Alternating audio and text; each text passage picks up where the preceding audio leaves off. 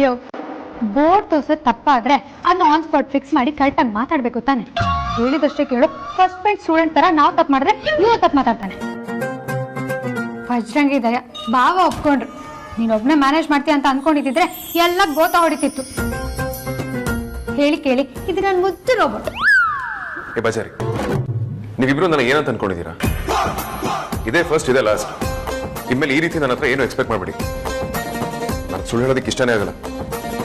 ನನ್ ಮುದ್ದು ಅಣ್ಣ ನೀನು. ನಾವ್ ಹೇಳ್ದಾಗೆ ಮಾಡ್ದೆ. ನಾಳೆ ಮಾಡ್ತಾ ಇರೋ ಡ್ರಾಮಾದಲ್ಲಿ ನಿಂಗೊಂದು ಚಿಕ್ಕ ಕ್ಯಾರೆಕ್ಟರ್ ಇದೆ, ಅದನ್ನ ನೀನ್ ಮಾಡ್ಬೇಕು. ಕ್ಯಾರೆಕ್ಟರ್ ನಾಟ್ ಪಾಸಿಬಲ್, ಆಗೋದಿಲ್ಲ. ನಾವ್ ಮಾಡ್ತೀಯಾ ಅಂತ ಕೇಳಿದ್ದಲ್ಲ, ಮಾಡ್ಲೇಬೇಕು ಅಂತ ಹೇಳಿದ್ದು. ಅಮ್ಮು, ಎಕ್ಸ್ಪ್ಲೇನ್ ದ ಕ್ಯಾರೆಕ್ಟರ್.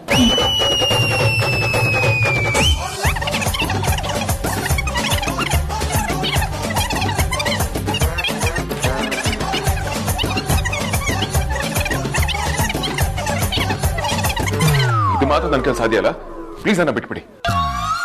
ಏ ರೋಬೋಟು, ನೀನ್ ಇದಕ್ಕೆ ಒಪ್ಕೊಳ್ತೀಯೋ ಇಲ್ವೋ?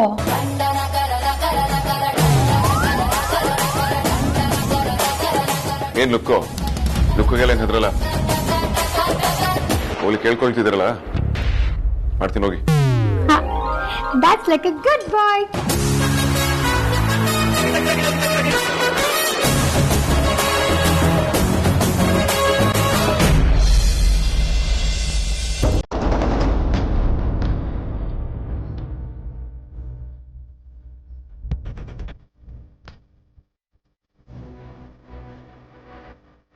ನಾನೇನು ಅನ್ಕೊಂಡ್ರೆ ಅದಿನ್ನೇನೋ ಆಗುತ್ತೆ.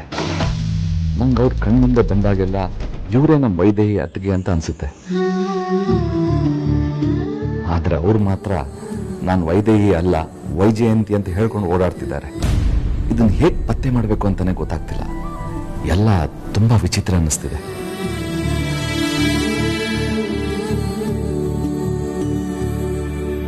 ವೈದೇಹಿ ಅತ್ತಿಗೆ, ವೈದೇಹಿ ಅತ್ತಿಗೆ, ವೈದೇಹಿ ಅತ್ತಿಗೆ, ವೈದೇಹಿ ಅತ್ತಿಗೆ.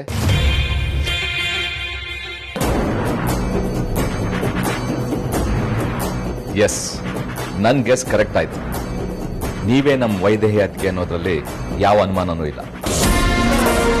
ಇಲ್ಲ ಅಂದಿದ್ರೆ ನಾನು ವೈದೇಹಿ ಅತ್ತಿಗೆ ಅಂತ ಕರೆದ ತಕ್ಷಣ ನೀವು ರಿಯಾಕ್ಟ್ ಮಾಡ್ತಿರ್ತಿಲ್ಲ. ಇಲ್ಲ ಸರ್, ನೀವು ತಪ್ಪು ತಿಳ್ಕೊಂಡಿದ್ದೀರಾ. ನನ್ನ ಹೆಸರು ವೈದೇಹಿ ಅಲ್ಲ, ವೈಜಯಂತಿ. ನೀವು ಸುಳ್ಳು ಹೇಳ್ತಾ ಇದ್ದೀರಾ. ನೀವು ನಮ್ಮ ವೈದೇಹಿ ಅತ್ತಿಗೆನೆ. ಇಲ್ಲ ಸರ್, ನೀವು ನನಗೆ ವೈಜಯಂತಿ ಅಂತ ಕರೆದಾಗಾಯ್ತು, ಅದಕ್ಕೆ ನಾನು ತಿರುಗ್ದೆ. ಸರಿ, ಹಾಗಾದ್ರೆ ನೀವು ನಮ್ಮ ವೈದೇಹಿ ಅತ್ತಿಗೆ ಅಲ್ಲ ಅಲ್ವಾ? ಅಲ್ಲ ಸರ್, ನಾನು ವೈಜಯಂತಿ. ನೀವು ನಿಮಗೆ ಮಕ್ಕಳಿದ್ದಾರೆ ಅಂತ ಹೇಳಿದ್ರಲ್ವಾ? ಹಾಗಾದ್ರೆ ನಿಮ್ಮ ಮಕ್ಕಳ ಹೆಸರು ಹೇಳಿ ನೋಡೋಣ. ಈ ಶ್ರೀಧರ್ ಅಷ್ಟು ಸುಲಭವಾಗಿ ನನ್ನ ಹೆಸರು ತಿಳ್ಕೊಳ್ದೆ ಬಿಡಲ್ಲ ಅನ್ಸುತ್ತೆ. ದೇವ್ರೆ, ಇವರಿಂದ ನೀನೇ ನನ್ನನ್ನು ಕಾಪಾಡಬೇಕು. ಏನ್ ಯೋಚನೆ ಮಾಡ್ತಾ ಇದ್ದೀರಾ ಹೇಳಿ. ರವಿ, ರಾಕೇಶ್, ಮನು, ವಿದ್ಯಾ ಅಂತ. ಹಾಗಾದ್ರೆ ವೇದಾಂತ್, ವಿಕ್ರಾಂತ್, ಧ್ರುವ, ಆದ್ಯ ಇವ್ರು ಯಾರು ನಿಮ್ಮ ಮಕ್ಕಳಲ್ವಾ? ಇವ್ರಿಗೂ ನಿಮಗೂ ಯಾವ ಸಂಬಂಧನೂ ಇಲ್ವಾ?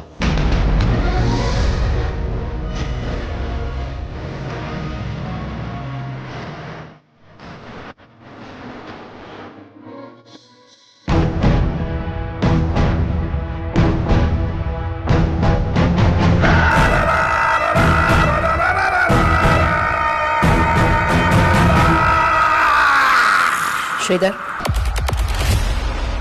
ನಿಮ್ಮ ಹತ್ರ ಸ್ವಲ್ಪ ಮಾತಾಡ್ಬೇಕು. ಒಂದ್ ನಿಮಿಷ ಬಂದೆ ಸುಹಾಸಿನಿ. ಇಲ್ಲ, ಈಗಲೇ ಅರ್ಜೆಂಟಾಗಿ ಮಾತಾಡ್ಬೇಕು. ಬನ್ನಿ. ಸರಿ, ನಡಿ.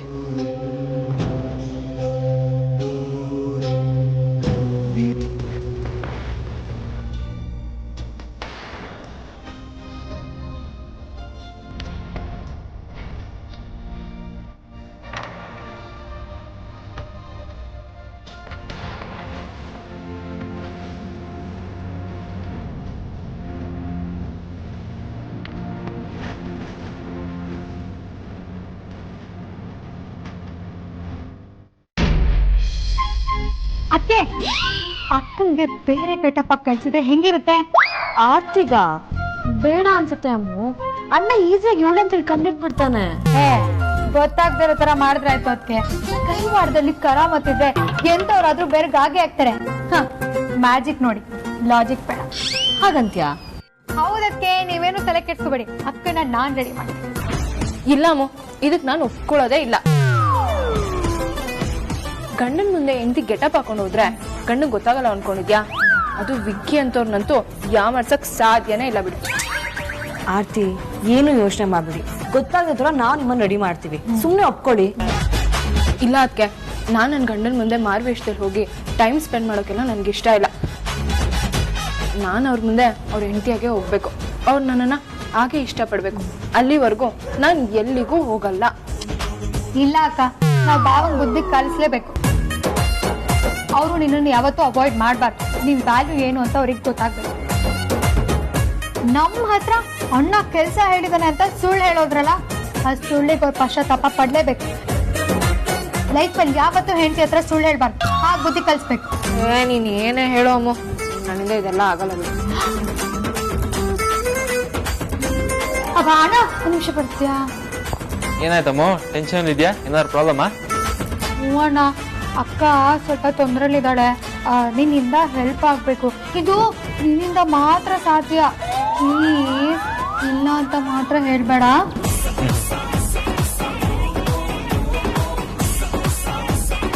ಆಗಲ್ಲ ಅನ್ನಕ್ಕೆ ನಾನು ವಸಿಷ್ಠ ಅಂತ ಕುಡಿ ಅಂದ್ಕೊಂಡ್ಯಾ? ಯಾರು ಹೇಳನ? ಸಾರ್ಥಕ್, ಒಂದೊಂದೊಂದಿ ಸಾರ್ಥಕ್. ಇನ್ನೊಂದು ಹೆಸರೇ ಇದೆ, ಆಪತ್ ಬಾಂಧವ ಅಂತ. ನನ್ನ ತಂಗಿರ್ಗೋಸ್ಕರ ನನ್ನ ಪ್ರಾಣ ಕೊಡೋಕ್ಕೂ ರೆಡಿ.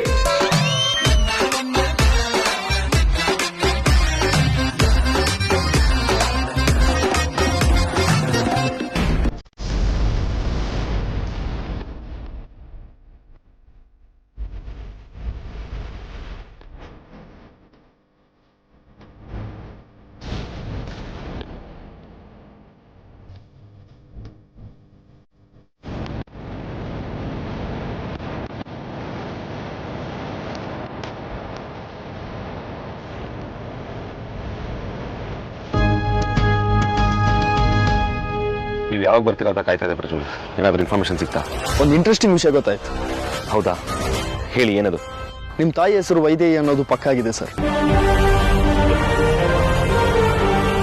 ಅಷ್ಟೇ ಅಲ್ಲ ಸರ್, ನಿಮ್ಮ ಮನೆಯಲ್ಲಿ ಫೈರ್ ಆಕ್ಸಿಡೆಂಟ್ ಆಗಿರೋದು ಕೂಡ ಗೊತ್ತಾಗಿದೆ ಸರ್. ವಾಟ್? ಫೈರ್ ಆಕ್ಸಿಡೆಂಟಾ? ಅದೇ ಸರ್, 1996ರಲ್ಲಿ ಫೈರ್ ಆಕ್ಸಿಡೆಂಟ್ ಆಗಿದೆ ಹೇಳಿದ್ನಲ್ಲ, ಅದಾಗಿರೋದು ನಿಜಾನೇ. ಅದಾಗಿರೋದು ನಿಮ್ಮ ಮನೆಯಲ್ಲಿ ದೀಪಾವಳಿ ಹಬ್ಬದ ದಿನ.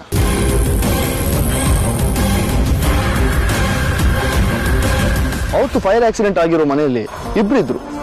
ಒಬ್ರು ಗಂಡಸು, ಇನ್ನೊಬ್ರು ಹೆಂಗಸು. ಅನ್ಫಾರ್ಚುನೇಟ್ಲಿ ಗಂಡಸು ಸ್ಪಾಟಲ್ಲಿ ಸತ್ತೋಗಿದ್ದಾರೆ. ಹೆಂಗಸು ಜೀವ ಇತ್ತು, ಅವ್ರನ್ನ ಹಾಸ್ಪಿಟಲ್ ಕರ್ಕೊಂಡು ಹೋಗಿದ್ದಾರೆ.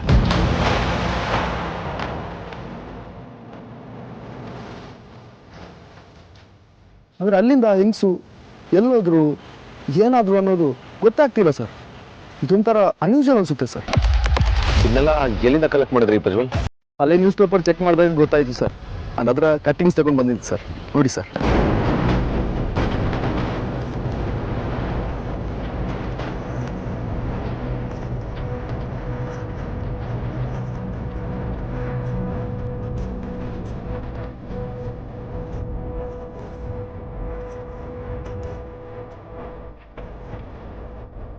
ಹಾಗಾದ್ರೆ ಹಾಸ್ಪಿಟಲೈಸ್ಡ್ ಆಗಿದ್ದ ಲೇಡಿನೇ ನಮ್ಮ ಅಮ್ಮ ಆಗಿರ್ಬೋದಾ?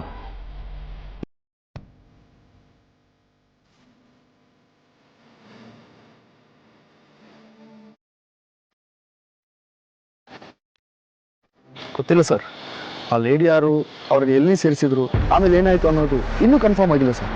ಅದನ್ನು ಹೇಗಾದರೂ ಪತ್ತೆ ಮಾಡೋಕ್ಕಾಗುತ್ತಾ ಪ್ರಜ್ವಲ್? ಟ್ರೈ ಮಾಡ್ತಿದ್ದೀನಿ ಸರ್. ಆ ಏರಿಯಾ ಸುತ್ತಮುತ್ತ ಇರುವ 7 ಹಾಸ್ಪಿಟಲಲ್ಲಿ ಆ ಟೈಮಲ್ಲಿ ಅಡ್ಮಿಟ್ ಆಗಿರೋ ಪೇಷಂಟ್ ಡೀಟೇಲ್ ಚೆಕ್ ಮಾಡ್ತಿದ್ದೀನಿ ಸರ್. ಅದು ಅಲ್ಲದೆ ಸ್ಟಾಪ್ ಇಟ್ ಪ್ರಜ್ವಲ್.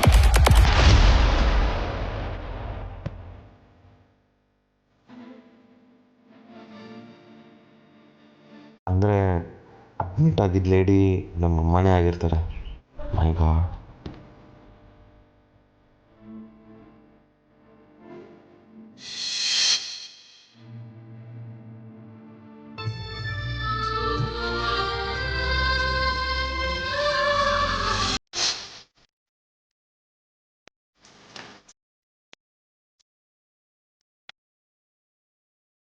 ಏನು ಡಲ್ ಆಗ್ತಿದ್ಯಾ? ಧ್ರುವ, 25 ವರ್ಷದಿಂದ ನಮ್ಮ ಮನೇಲೊಂದು ಫೈರ್ ಆಕ್ಸಿಡೆಂಟ್ ಆಗಿತ್ತಂತೆ. ಅದರಲ್ಲೊಬ್ರು ಸ್ಪಾಟ್ ಡೆತ್ತು, ಇನ್ನೊಬ್ರು ಸಿವಿಯರ್ ಆಗಿ ಇಂಜ್ಯೂರ್ ಆಗಿ ಹಾಸ್ಪಿಟಲೈಸ್ಡ್.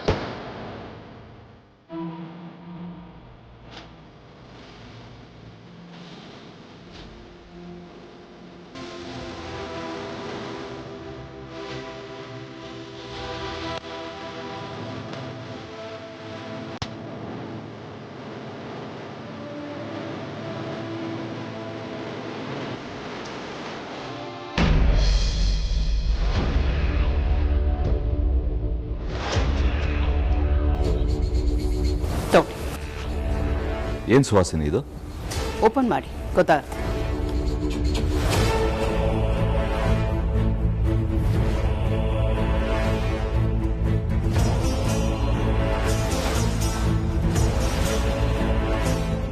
ಇದು ಯಾರಿಗೆ ಸುವಾಸಿನಿ? ಇನ್ಯಾರಿಗೆ?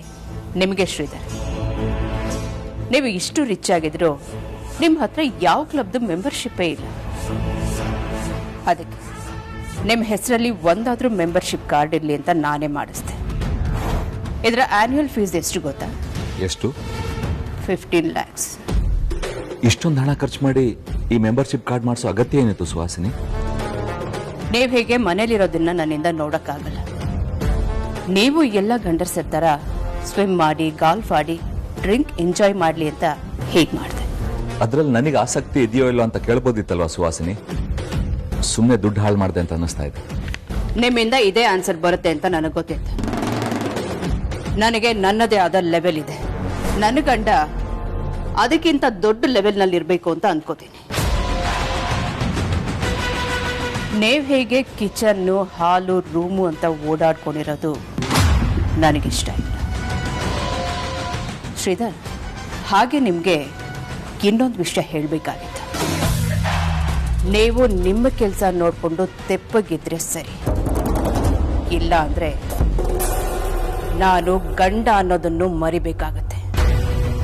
ನೀನ್ ಕಾರ್ಡ್ ಕೊಟ್ಟಾಗಲೇ ಅನ್ಕೊಂಡೆ ಇದ್ರ ಹಿಂದೆ ಒಳ್ಳೆ ಉದ್ದೇಶ ಇರಕ್ಕೆ ಸಾಧ್ಯನೇ ಇಲ್ಲ ಅಂತ. ಏನ್ ಹೆದರಿಸ್ತಾ ಇದೆಯಾ? ಚಚೆ, ಹಾಗೆ ಕರ್ಕೋತೀರಾ?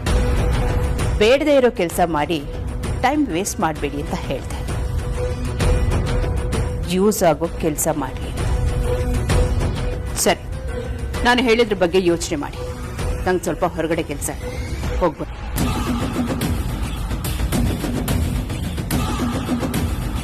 ನಂಗೆಲ್ಲಾನು ಅರ್ಥ ಆಗುತ್ತೆ ಸುಹಾಸಿನಿ. ನೀನ್ ಆಚೆ ಹೋಗಿ ಬರೋಷ್ಟರಲ್ಲಿ ನಿನ್ ಕಬೋರ್ಡಲ್ಲಿರೋ ವೈದ್ಯಕ್ಕೆ ಫೋಟೋ ತೆಗೆದು ಅವ್ರಿಗೆ ತೋರಿಸ್ತೀನಿ. ಅವ್ರು ನಿಜ ಒಪ್ಕೊಳ್ಳೇಬೇಕು. ಹಾಗೆ ನನ್ನ ಡೌಟ್ ಕ್ಲಿಯರ್ ಆಗೋದಂತೂ ಪಕ್ಕ. ಅದು ಎಕ್ಸ್ಕ್ಯೂಸ್ ಮೀ, ನಿನ್ ತಲೆ ಏನ್ ಪೂರ್ತಿ ಕೆಟ್ಟೋ ಇದೆಯಾ ಹೇಗೆ? ನೋವೇ, ನಾನು ಇದೆಲ್ಲ ಮಾಡಕ್ ಚಾನ್ಸೇ ಇಲ್ಲ. ನಿಮ್ಮನ್ನ ಹೀಗೆ ಬಿಟ್ರೆ ಬಿಟ್ಟಿ ಸಿಕ್ಕಿದೀನಿ ಅಂತ ಮಾರೇ ಬಿಡ್ತೀರಾ. ನಿಮ್ ಸವಾಸನೆ ಬೇಡ, ಬಾಯ್. ಏನು ಇದ್ರ ಪರಿಣಾಮ ಏನಾಗುತ್ತೆ ಅಂತ ಯೋಚನೆ ಮಾಡಿದೀರಾ? ಮ್ಯಾಕ್ಸ್ ಟು ಮ್ಯಾಕ್ಸ್ ಏನಾಗ್ಬೋದು? ನನ್ನ ಪ್ರಾಣ ಹೋಗ್ಬೋದು. ಅದಕ್ಕಿಂತ ಘೋರ ಪರಿಣಾಮ ಬೇರೆ ಯಾವ್ದು ಇಲ್ಲ. ನನ್ನ ಪ್ರಾಣ ಹೋದ್ರೂ ಚಿಂತೆ ಇಲ್ಲ, ನನ್ನ ಮಾನ ಕಳ್ಕೊಳಕ್ ತಯಾರಿಲ್ಲ. ನಿಮ್ಗೆ ಇಷ್ಟು ಜಿದ್ದಿದೆ ಅಂದ್ಮೇಲೆ ನಮ್ ಜಿದ್ ಏನು ಅಂತಾನು ಕೇಳಿ. ಏನು? ನೀವು ನಮಗೆ ಹೆಲ್ಪ್ ಮಾಡಿಲ್ಲ ಅಂತಂದ್ಮೇಲೆ ನಿಮ್ಮ ಅವಶ್ಯಕತೆ ನಮಗಿಲ್ಲ. ಅದಕ್ಕೆ ಇವತ್ತಿಂದ ನಿಮ್ಗೆ ನಮ್ಮ ಬೆಡ್ರೂಮ್ಗೆ ಎಂಟ್ರಿ ಇಲ್ಲ. ನಿಮ್ಗೆ ಧ್ರುವನ್ ರೂಮೇ ಗತಿ. ಅಪ್ಪಿ ತಪ್ಪಿ ಕಣ್ ತಪ್ಸಿ ನಮ್ ಬೆಡ್ರೂಮಿಗೆ ಏನಾದ್ರೂ ಎಂಟ್ರಿ ಕೊಟ್ರೋ ನೀವ್ ಹೇಳೋ ತರ ಚಾಮುಂಡಿ ಅವತಾರ ತಾಳ್ಬೇಕಾಗತ್ತೆ. Be very careful. ಏನೇನೇನೋ ಹೆಂಡತಿಯಾಗಿ ಎಲ್ರ ಮುಂದೆ ತಾಳಿ ಕಟ್ಟಿರೋ ಗಂಡನೇ ಬಲಿ ಕೊಡಕ್ ಹೊಟ್ಟಿದ್ಯಲ್ಲ. ಸ್ವಲ್ಪ ಗಂಡ ಅನ್ನೋ ಕನಿಕರನ ಇಲ್ವಾ? ಗಂಡ ಹೆಂಡತಿಗೆ ಹೆಲ್ಪ್ ಮಾಡಿಲ್ಲ ಅಂದ್ಮೇಲೆ ಏನ್ ಉಪಯೋಗ ಹೇಳಿ? ಬರೀ ಬಾಯಿ ಮಾತಿಗೆ ತಂಗಿಯರಿಗೋಸ್ಕರ ಜೀವ ಕೊಡ್ತೀನಿ ಅಂತ ಹೇಳೋದಲ್ಲ. ಸಂದರ್ಭ ಬಂದಾಗ ಜೀವ ಕೊಡೋಕು ರೆಡಿ ಆಗಿರ್ಬೇಕು. ಅಣ್ಣ ಅದನ್ನು ತಂಗಿಯರ್ ಕಷ್ಟಕ್ಕಾಗಿಲ್ಲ ಅಂತಂದ್ರೆ ಯಾವ ಸೀಮೆ ಅಣ್ಣ ಅಂತೀನಿ. ಆ ಸ್ಥಾನದಲ್ಲಿ ಇರೋಕು ನಿಮ್ಗೆ ಯಾವ ಯೋಗ್ಯತೆನೂ ಇಲ್ಲ. ಕಲಿಯುಗದಲ್ಲಿ ಹೆಂಡತಿನೇ ಗಂಡನ್ ತುಳಿಯೋ ಕಾಲ ಬರುತ್ತೆ ಅಂತ ಕೇಳಿದ್ದೆ, ಆದ್ರೆ ಕಣ್ಣಾರೆ ನೋಡ್ತಾ ಇದ್ದೀನಿ. ಎಲ್ಲ ನನ್ನ ಹಣೆ ಬರ ಆಗ್ಲಿ, ಏನಾಗುತ್ತೋ ಎಲ್ಲ ಆಗ್ಲಿ.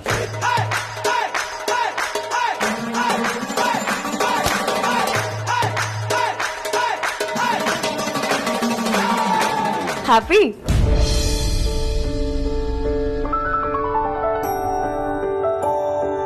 ಅಕ್ಕ ನಗಕ್ಕ, ನಗ್ತೀಯೋ ಅಲ್ವೋ? ನಗು. ಅಮ್ಮ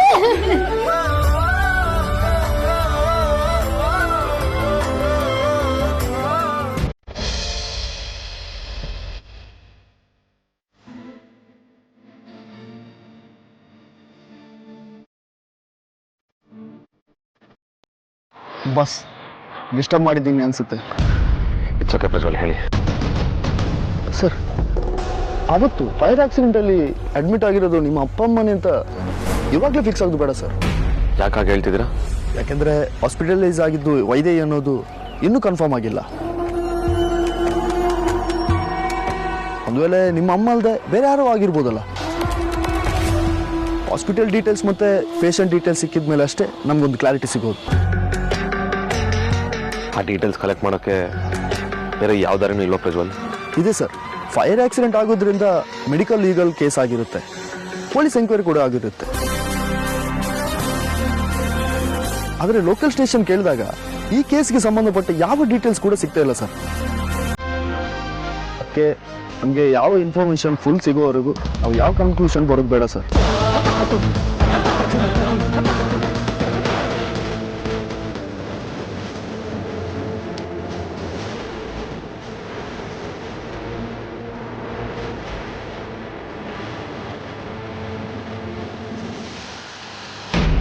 ಸರ್, ನಾಳೆಯಿಂದ ನಾನು ಕೆಲ್ಸಕ್ಕೆ ಬರ್ತಾ ಇಲ್ಲ, ಬೇರೆ ಯಾರನ್ನಾದ್ರೂ ನೋಡ್ಕೊಳ್ಳಿ. ನೀವ್ ಕೊಡೋ ಸಂಬಳ ಸಾಕಾಗ್ತಿಲ್ಲ. ಏನು ಅದೇ ಜಾಸ್ತಿನಾ?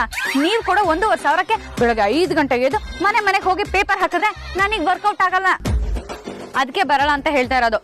ಮಿಕ್ಕಿದ ಪೇಪರ್ ಎಲ್ಲ ನನ್ನ ಹತ್ರನೇ ಇದೆ, ನಿಮಗ್ ತಲುಪಿಸ್ತೀನಿ. ಅಯ್ಯೋ ಯಾಕೆ ಸರ್ ಫೋರ್ಸ್ ಮಾಡ್ತಿದ್ದೀರಾ? ನಾನು ಬರಲ್ಲ ಅಂದ್ರೆ ಬರಲ್ಲ ಅಷ್ಟೇ, ಸುಮ್ಮನೆ ಹಿಂಸೆ ಮಾಡಬೇಡಿ.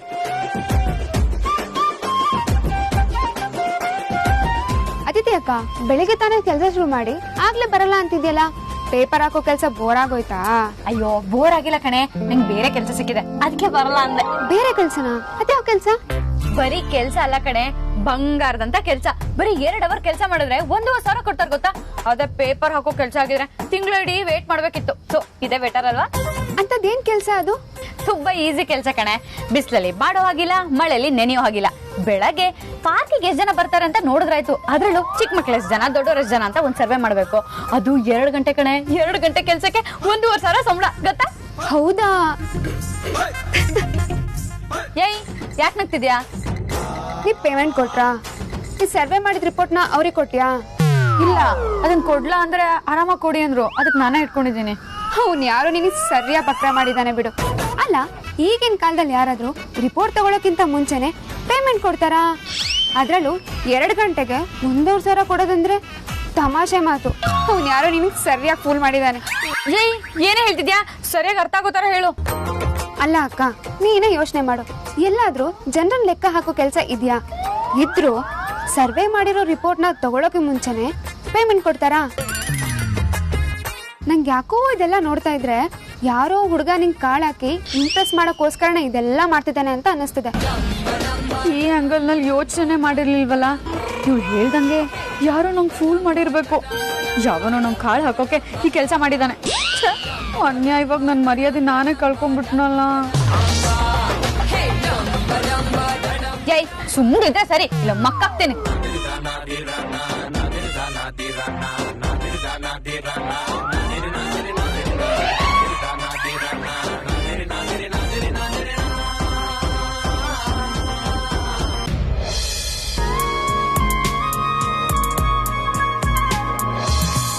ನೀವೇ ನಮ್ಮ ಅತ್ತಿಗೆ ಅಂತ ಪ್ರೂವ್ ಮಾಡೋದಕ್ಕೆ ಬಲವಾದ ಸಾಕ್ಷಿ ಸಿಕ್ಕಿದೆ.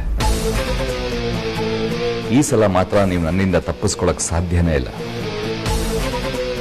ಇದನ್ನ ನೋಡಿದ ಮೇಲೆ ನಾನೇ ವೈದೇಹಿ ಅಂತ ನೀವು ನಿಜ ಒಪ್ಕೊಳ್ತೀರಾ?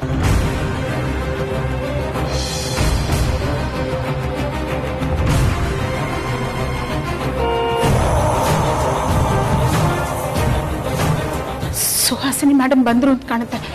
ಅದೇನ್ ಹೇಳ್ಬೇಕು ಅಂತಿದ್ರು ಬೇಗ ಹೇಳಿ.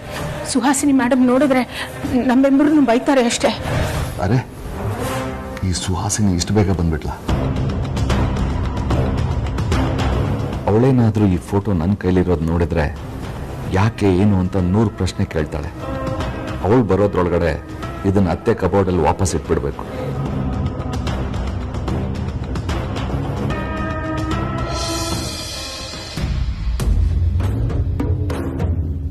ಸದ್ಯ ಬಚಾವಾದೆ. ಅತ್ತೆ ನಿದ್ದೆ ಮಾಡ್ತಿದ್ದಾರೆ. ಈ ಫೋಟೋನ ಎಲ್ಲಿತ್ತೋ ಅಲ್ಲೇ ಇಡಬೇಕು. ಇಲ್ಲ ಅಂದ್ರೆ ಇದು ಸುಹಾಸಿನಿ ಕೈಗೆ ಸಿಗೋ ಚಾನ್ಸ್ ಇರುತ್ತೆ. ಅವಳು ಸಾಮಾನ್ಯದವಳಲ್ಲ.